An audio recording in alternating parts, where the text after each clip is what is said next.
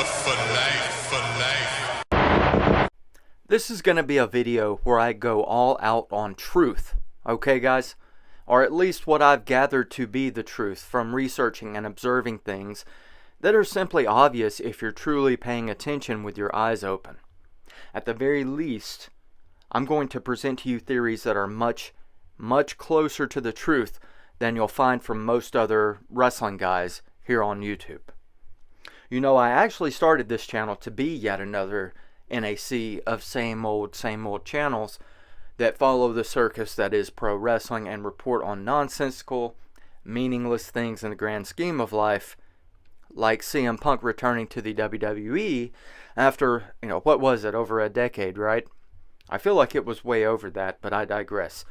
I started this channel to cover things like that. That was my first video topic. Because I'll be honest, it was a huge deal for me at the time. One of the biggest reasons I started drifting off from the WWE and started watching them less and less way back in the mid-2010s is because CM Punk wasn't wrestling. And no other talent clicked with me quite like Punk's character did.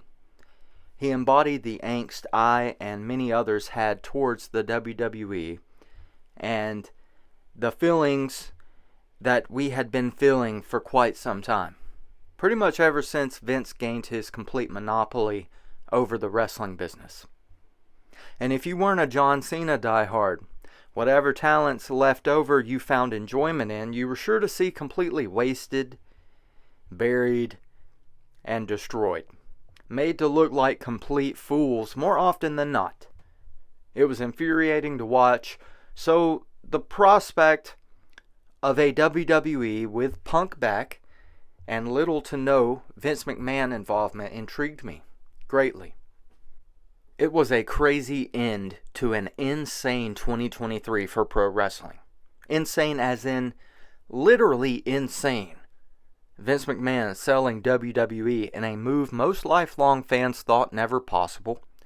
Tony Khan completely losing all control of All Elite Wrestling, if he ever had any to begin with. Backstage fights, more backstage fights, drama left and right, figures in the industry being exposed for their lack of moral character. It felt like a really, really good time to start a channel focused on covering all of it, so that's what I did.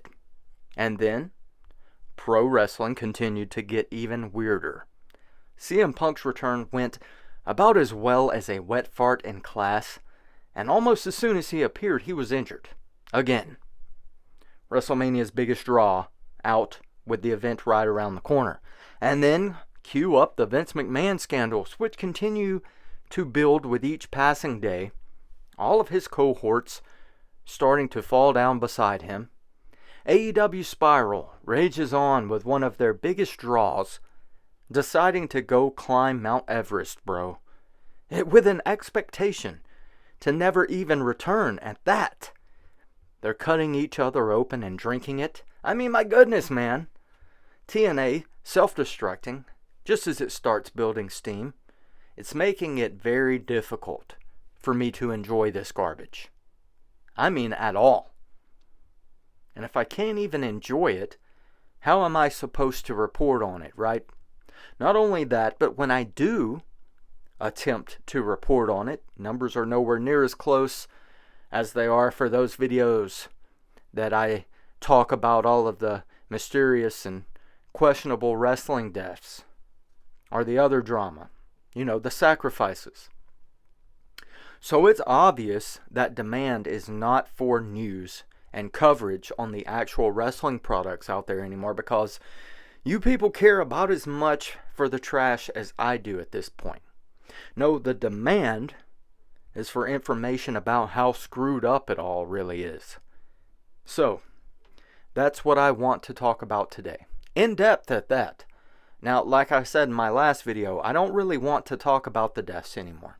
Those sacrifices. And believe me, again, like I believe I stated in that video, most of these are industry sacrifices, guys. And I'll take it even further. Some of those had sacrifices of their own. I'll cover one more of these instances just real quick for an example on this video. This is a good one anyways. I discovered this all on my own through curiosity, and yes, I'm proud of that. Thank you. Anyways, here it goes. Roddy Piper is one of my favorites, right up there with Warrior and Savage, right? Well, he's been documented for years before his death as expecting to pass before he reached 65. He also said over and over that his best friend Adrian Adonis's ghost haunted him. I believe that jacket of his was even Adrian's, wasn't it? Yeah, it made me curious, so I looked up some dates. I think we would all agree that Roddy Piper's biggest success was starring in the movie They Live, right? I mean, in these potential final days of this reality we face, that movie is getting even more praise than ever for the messages that it conveyed to us and how it looks like true reality more and more each day. Roddy did say it was a documentary after all.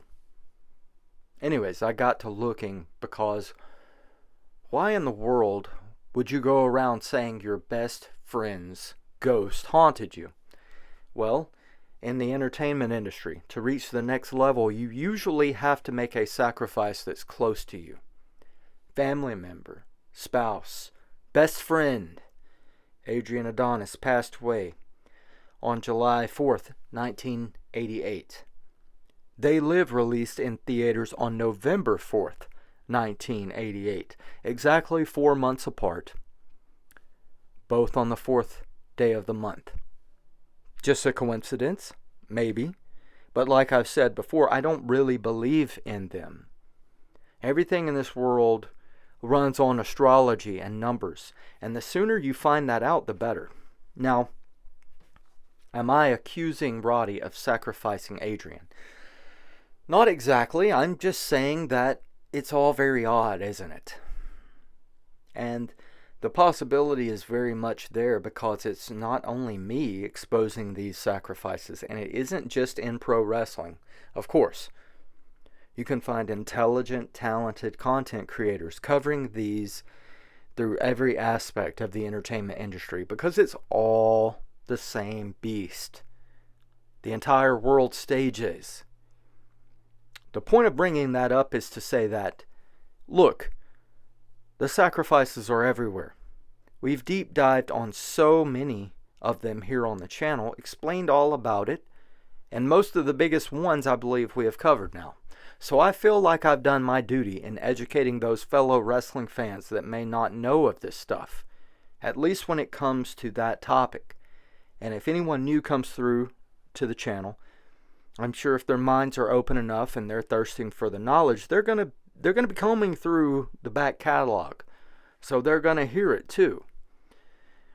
But one thing I haven't personally discussed is the humiliation rituals. Now, those guys in the industry that want to really get to that next level in entertainment and schmooze with the Hollywood types out there, this is what they're reduced to. The Hulk Hogans, the Rocks, the John Cenas.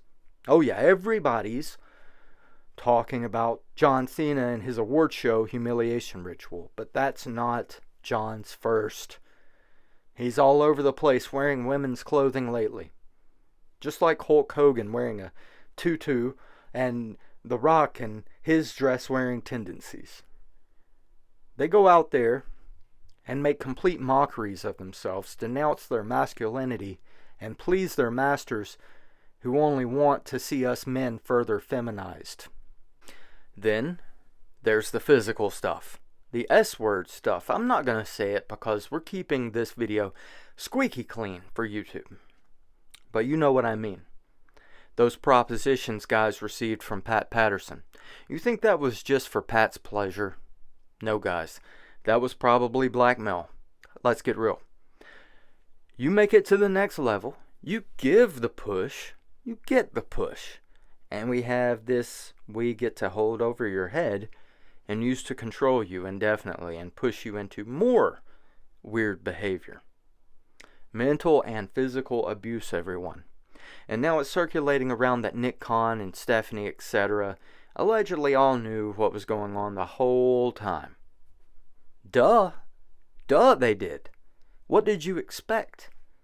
That kind of stuff to be hidden for decades from everybody in the company, especially the ones closest to Vince? Give me a break. We talked about it in the Death of WWE video. Damn near all of them are probably implicated. But I don't want any of you to think it stops with mobster Vinnie Mac and his gang. There's accusations of physical misconduct and maybe even occultish behavior of their own for both TNA and AEW over the years. Let's not forget about some of Rhaka Khan's statements she's made in the past, as crazy as the woman may seem at times. And also, Chris Jericho and Tony Khan and their NDAs they get women to sign. Are the rumored physical parties, again, keeping it clean, after their pay-per-view events. There's absolutely nothing that separates WWE from AEW, people. Is AEW on national television? Is it a major entertainment entity? Or, for the most part, the same handful of talents circulating through there as, they are WWE and every other relatively big wrestling company? And I know you'll say, well, there's not that many wrestlers out there talented enough to be featured on television. Bull crap, man. All the same machine, all corrupted. And you know what, ladies and gentlemen? Don't be surprised if the karmic hammer doesn't start falling on Tweaky Tony Khan next. Even more so than it already has. He's looked a complete goof over the last year or two. But I wouldn't be surprised to hear of some actual messed up stuff going on in AEW too. But, should we expect anything more out of a business built on lying to people and ego? Isn't the very root of, and what pro wrestling was born of, deception? Think about that. It leaves it difficult to enjoy the industry in its current state.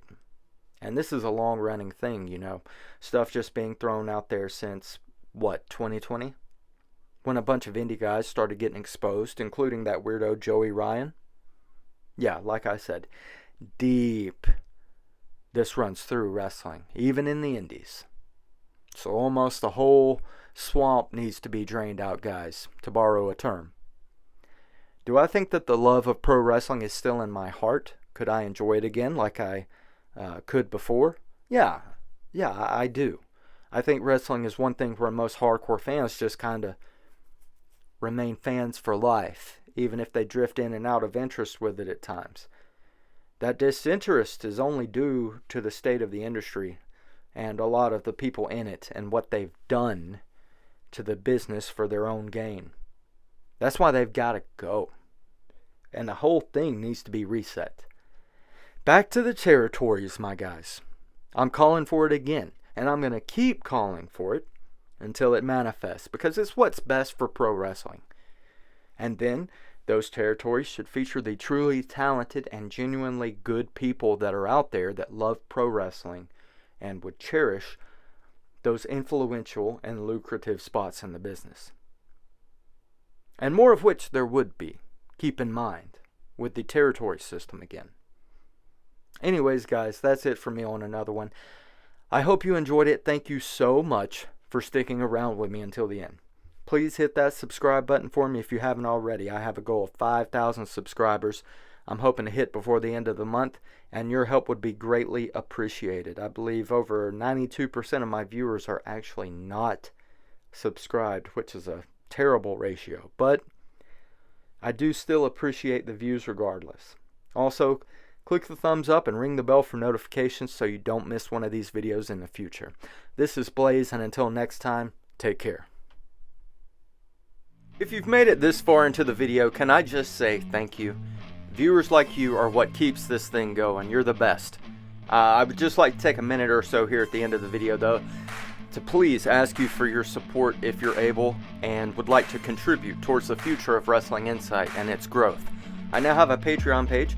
You can find it at patreon.com/wrestlinginsight. There's only one tier, and it starts at just $1, with the option to donate more if you can, and it's loaded with perks. Exclusive Patreon-only videos, frequent blog posts from myself focusing on behind-the-scenes work on the channel, insider-only community chats, and polls that allow you, the viewer, to suggest and vote on the direction of the channel and what video topic we tackle next, as well as a personal shout out to all Patreons at the end of every video here on YouTube, and there's more in the works for the future.